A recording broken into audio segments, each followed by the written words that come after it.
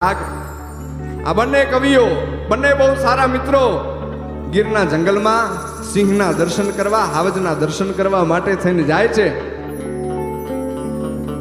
તુલસીશ્યામ પાસેના એક નેહડામાં બંને કવિઓ બેઠા છે। 15-20 માણસો નેહડાના રહેવા વાળા ઈ ફરતા બેહી ગયા છે। ડાયરો જામી ગયો છે। એક પછી એક દુહાની એક પછી એક કવિતાની રજૂઆત થઈ રહી છે। ડાયરો બરાબર જામી ગયો છે અને એમાં અચાનક જ તે ચારણોના નેહડામાંથી અવાજ આવ્યો કે હાવજ આવ્યો, હાવજ આવ્યો।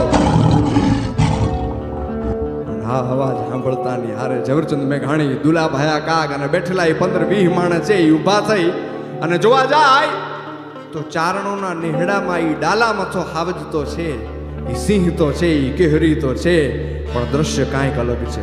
દ્રશ્ય શું છે? ઈ ડાલા મથા સિંહની સામે એક 14 વર્ષની